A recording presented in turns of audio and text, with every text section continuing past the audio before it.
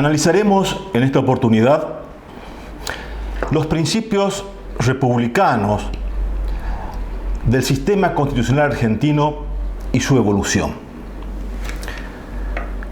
Adquiere notable trascendencia para la organización del Estado Nacional los principios republicanos que fueron moldeando la identidad constitucional del país. Para hablar de republicanismo, originariamente debemos anclarnos en la idea central de limitar el poder político. Delimitar el poder político del poder de aquel que ejercía el poder y de transmitirlo y proteger a los miembros de la comunidad a través de derechos. Y esos derechos debían estar plasmados en la ley escrita.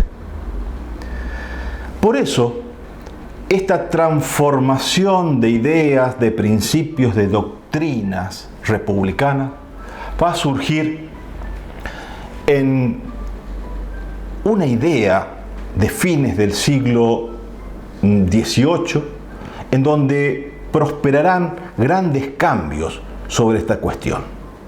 Y sobre todo dos, aquellas que van a estar relacionadas con las revoluciones atlánticas. Aquellas revoluciones, primero, la Revolución Norteamericana en 1776, que establecerá la independencia de los Estados Unidos y también organizará un Estado a través de una constitución escrita con carácter republicana y federal. Y tiempo después, en la otra costa del Atlántico, en Francia, la Revolución Francesa, que establecerá otros principios vinculados a los ciudadanos, a las personas, a la igualdad ante la ley. Este proceso evolutivo de la doctrina y del pensamiento político de entonces va a diseminarse a lo largo de todo el mundo occidental. Y cuando las revoluciones hispanoamericanas a principios del siglo XIX comienzan a eclosionar, esta idea del republicanismo alcanzó un consenso importantísimo. Aún más me animo a decir que esta idea republicana va a ser una de las llamas que va a llevar adelante las revoluciones hispanoamericanas. Dicho esto como una breve referencia de cómo y dónde emerge esta idea del republicanismo, vamos a abocarnos a analizar cómo va creciendo, va anidando esta idea de republicanismo en el constitucionalismo de la República Argentina. En el mismo momento de la Revolución de Mayo, cuando se determinó, se generó la idea de un autogobierno, la idea de generar disposiciones y generar algunas transformaciones desde lo local, la gran preocupación era cómo organizar el Estado. Las primeras ideas fue de transformar ese nuevo autogobierno a través de disposiciones normativas y esas disposiciones normativas, ¿qué carácter debían tener? Y el republicanismo ha sido una de las cuestiones que ha alcanzado un más alto consenso en todo el Río de la Plata. Aún más, las primeras disposiciones emanadas por la Junta de Buenos Aires y posteriormente la Junta Grande va a estar relacionado con la organización del Estado, con la división de poderes y con salvaguardar algunos derechos necesarios y sustanciales de los ciudadanos. A partir de ese momento va a comenzar una fortísima idea para organizar estos territorios casi disueltos. Y la manera de aglutinarlos jurídicamente era a través de un marco constitucional, de un marco legal preestablecido con consenso y legítimamente consolidado. Y es así que comenzaron a surgir un proceso a lo largo de las décadas de construir un Estado en base a una constitución escrita. Y para alcanzar esto, señores, se tornaba indispensable la convocatoria de asambleas constituyentes, de congresos constituyentes. Y el primero de ellos va a ser la conocida Asamblea del año 13, reunida en Buenos Aires en enero de 1813. Paradójicamente, esta primera asamblea no va a tener como resultado final la elaboración de una constitución. No la pudo hacer. Sí manejó algunos proyectos constitucionales que al fin y al cabo sirvieron también como antecedentes para un futuro. Pero constitución no ha sido aprobado. Pero sí, ¿qué ha expresado esta asamblea? Esta asamblea ha tratado temas que no estaban resueltos hasta el momento y a partir de ahí comenzaron a tener vigencia y a repetirse constantemente en un futuro y a consolidarse como tal. En esta ocasión tomaré algunas cuestiones puntuales. Una, a mi criterio, personalmente, creo que una de las disposiciones importantes que ha tomado la Asamblea ha sido cuando han discutido sus integrantes la condición de la soberanía. ¿Sí? La soberanía que, si bien no está fuertemente vinculada a los principios republicanos, pero la determinación de la soberanía es soporte y cimiento para la construcción republicana posterior. ¿Qué planteó la Asamblea del año 13? ¿Qué se plantearon los diputados que estaban en Buenos Aires? Si ellos, los que estaban presentes con esa representatividad, ¿a quiénes representaban? ¿Representaban al pueblo del Río de la Plata, en singular? ¿O representaban a los pueblos que componían el engranaje total del Río de la Plata? Estaba en discusión si la soberanía era una sola o había varias soberanías. Si había una sola soberanía que aglutinaba en esta asamblea, o esta asamblea estaba compuesta por diputados que venían y derivaban de soberanías distintas, originarias de cada uno de los pueblos de los cuales fueron designados. Esta dicotomía, esta discusión, este planteo se resolvió con una fuerte discusión y con el voto final. Y el voto final fue que se decidió que la representación de los diputados es del pueblo de la nación. Por lo tanto, hay una sola soberanía. Y en ese marco de una sola soberanía se comenzaron a menoscabar los derechos y la autonomía de los pueblos. Pero no solamente esta ha sido una cuestión central en el debate de la Asamblea del año 13. Hubieron otros planteos de gran importancia, como por ejemplo la necesidad de establecer un principio constitucional que va a tener un altísimo impacto a lo largo de toda la construcción republicana argentina. El principio de igualdad ante la ley. Si bien se había trabajado anteriormente con algunas disposiciones aisladas vinculadas a la igualdad ante la ley, pero va a ser esta asamblea quien lo va a catapultar con toda la idea, con toda la fortaleza y con toda la claridad en la aplicación de aquel principio. Y para determinar ese principio de que todos somos iguales ante la ley, la igualdad de trato, tuvieron que dejar de lado algunos principios del antiguo régimen.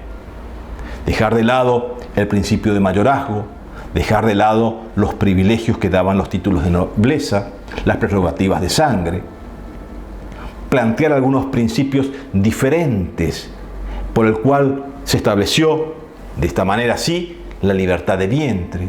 No así, no se abolió la esclavitud, porque la esclavitud recién se va a abolir en 1853 con la Constitución de aquel año, cuando la misma fue jurada en todos los pueblos de la República, tal como dice el artículo 15 de la Constitución Nacional. Dicho esto, esta asamblea que generosamente aprobó una serie de principios de carácter republicano. No nos olvidemos la libertad de prensa, la libertad de imprenta y el rol que tiene la prensa y la libre opinión para la existencia de un mundo republicano. Todo esto fue aprobado en la Asamblea del año 13. Pero no tuvo como consecuencia final la aprobación de una constitución escrita. Tuvieron que pasar algunos años para que en 1816 se convoque a otro congreso. A un congreso en esta oportunidad en Tucumán, en donde lo conocemos ya por su decisión de lograr la independencia de las Provincias Unidas del Río de la Plata. Pero este mismo congreso sí va a lograr en 1819 una constitución. Va a aprobar una constitución nacional, la primera constitución nacional aprobada por un congreso constituyente en la Argentina. No va a ser aceptada por las provincias por su tinte unitario, por su conformación del poder, pero va a ser una constitución en donde va a incluir importantísimos principios republicanos que servirán como antecedentes a la Constitución de 1853. La crisis que va a llevar adelante la no aprobación de la Constitución del 19 hará trizas todo el pequeño andamiaje político-jurídico que se había logrado en aquel momento. En 1820 va a caer todo poder nacional y comenzaremos una etapa en donde los historiadores denominan como la etapa de la anarquía, que es un periodo muy corto en donde va a caer el directorio, va a caer los órganos de poder nacional y va a quedar todo acéfalo para que comenzara a reconstruir los poderes políticos desde las provincias. Porque ¿qué es lo que había pasado, señores? Desde el primer momento de la revolución se buscó construir un Estado general, es decir, llevar adelante el poder soberano, como decía la Asamblea del año 13, de una soberanía única, de un gobierno único, de un gobierno general, de un gobierno nacional que domine a todos los territorios del antiguo virreinato. Es decir, comenzar a formar lo general y después lo particular. Durante la primera década esto no funcionó y cayó el andamiaje. Y en 1820 comienzan a organizarse las pequeñas partes de este andamiaje. Comienzan a formarse las provincias. Van a ser las provincias que a partir de 1820 van a tener sus propias constituciones, sus propias leyes, sus propios gobiernos. Y esos gobiernos locales y esas constituciones locales van a funcionar perfectamente. Por lo cual, vamos a ver que a partir de aquella década, 1820, las provincias van a comenzar a tener una identidad política a través de una constitución escrita. Aquello que no pudo lograr las Provincias Unidas del Río de la Plata, la entidad general, comienzan a consolidarse las provincias.